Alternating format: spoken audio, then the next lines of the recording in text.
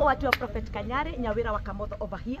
Kama vile ambavyo mnajua, bado tunaendelea na maendeleo ya kutengenezea wakaaji wa hapa Njiru barabara. Kama vile mnakumbuka last week wakaaji wa hapa Powerline, hapa nilipo panaitwa Powerline, walikuja wakamuomba nabii msaada, na najua watu wanauliza huyu nabii ni nani? Ni Daktari Prophet Kanyari. Wakamwambia wako na shida ya barabara ambayo ilikuwa shida ni drainage, na ndiposa nabii aliweza kutuma timu yake ambaye ni team Kanyari ambaye mnaiona hapa nyuma, waweze kukuja kwa ground waangalia, na walipofika wakaona ni ukweli kuna shida ya barabara ambayo ilikuwa ni drainage. Nabii akaamuru mara moja, akasema kazi ianze, na kazi ilianza, na ndiposa mnaona saa hii tuko hapa pia bado Powerline tukiweza kumalizia kazi ya drainage. Hapa mnatuona hapa pakimaliziwa kutengenezwa, patamwagwa mawe na pia paweze kumwagwa mara. Na pia vile mnakumbuka jana tuliweza kulaunch another road ambayo inaitwa Kamatuto ambayo tulitengeneza. Hiyo ilikuwa shida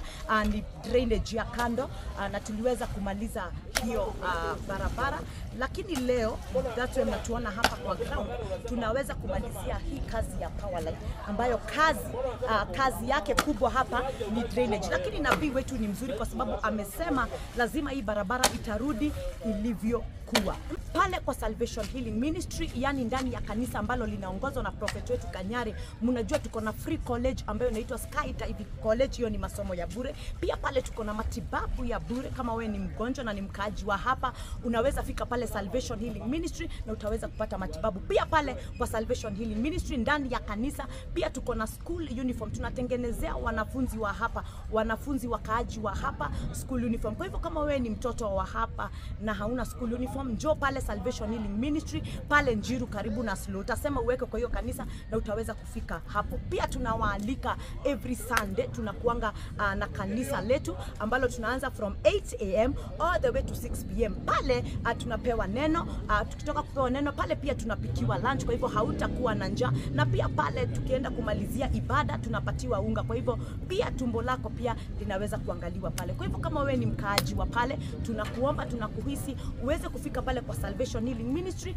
na utaweza kupata pia those opportunity. Na pia pale bila kusahau pia kuna biashara ambazo tunafungulia watu, tunapatia watu trolley ile ambayo ni ya kuuza mayai na pia smoky. Na pia pale pia tunakupatia mwavuli. Kama wewe ni mkaaji wa pale na unajua hauna mahali ambapo unachomeka na jua, hauna kibanda, hauna, kuja kwa Salvation Healing Ministry na utaweza kupata mwavuli. Na nikimalizia, kama wewe umependezwa na hii kazi nzuri ambayo nabii anafanyia watu wake, kwa sababu anapenda sana kutatua mashida ya wakaaji ambao wanakaa karibu na yeye, andika hapo kwa comment section utuambie ni project gani ungependa nabii aweze kufanya, na utuambie pia wewe ni wa wapi, yani location, na tutaweza kufikisha nabii pale na ataweza kutatua mashida yenu. Kwa hivyo guys, all I can ask is you like, you share and you comment positively, and then guys please make sure you follow.